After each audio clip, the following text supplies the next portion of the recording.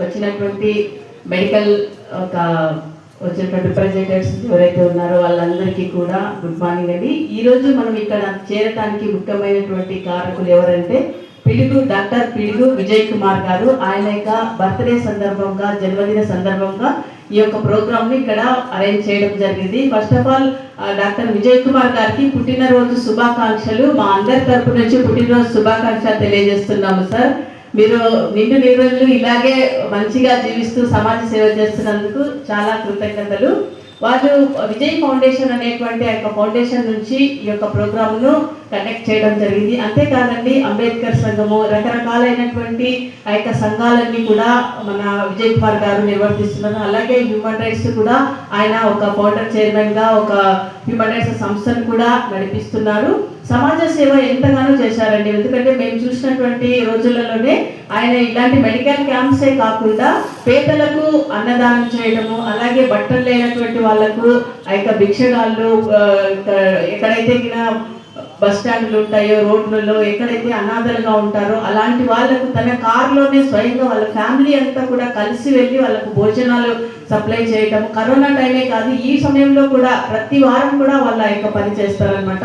అలాగే బట్టలు లేనటువంటి వాళ్ళకు బట్టలు అందించటము, ఇలాగ రకరకాలైనటువంటి యొక్క సేవలు చేస్తున్నారు. ఇంకా హెల్త్ క్యాంపుల ద్వారా బ్లడ్ డొనేషన్ చేయడము, ఇంకా ఎవరైనా అనారోగ్యంతో ఉంటే వాళ్ళను హాస్పిటల్స్కి వెళ్ళి వాళ్ళు విజిట్ చేయడము, వాళ్ళకు తగినటువంటి ఆ యొక్క సహాయం చేయడము, ఇలాంటి రకరకాల ప్రోగ్రామ్స్ చేస్తున్నారు. ఏంటంటే ఇది మనుషులకు సహాయం చేయడం అనమాట. మానవ సేవయే మాధవ సేవ అన్నారు. అంటే ఒక మనిషికి మనం సహాయం చేస్తే అది దేవుడికి మనము సహాయం చేసినట్లే అనమాట. ఈ లోకంలో ఉన్నటువంటి మన పక్కన ఉన్నటువంటి ఆ యొక్క వ్యక్తిని మనం గుర్తించకుండా ఎక్కడికో వెళ్ళి మనం చేయలేమన్నమాట. అలాగా ఆ యొక్క విజయ్ కుమార్ గారు, వాళ్ళ యొక్క ఫ్యామిలీ కూడా, స్వర్ణలత గారు, అలాగే వాళ్ళ కుమారుడు అయినటువంటి ఉదయ్ కిరణ్ గారు, వాళ్ళ తల్లి గారు, ఇంకా వాళ్ళ సిస్టర్ అయినటువంటి ఎఫ్సిబా గారు, అనిల్ కుమార్ గారు, అలాగే వాళ్ళ ఫ్యామిలీలు అంతా కూడా ఇన్వాల్వ్ అయ్యి ఈ యొక్క సేవను వాళ్ళు చేస్తున్నారు అనమాట. నిజంగా చాలా సంతోషించవలసినటువంటి సమయము. ఎందుకంటే కుటుంబాలు కలిసి వాళ్ళు ఆ యొక్క సేవ చేయటం అనేటువంటిది చాలా అరుదైనటువంటి విషయం అనమాట.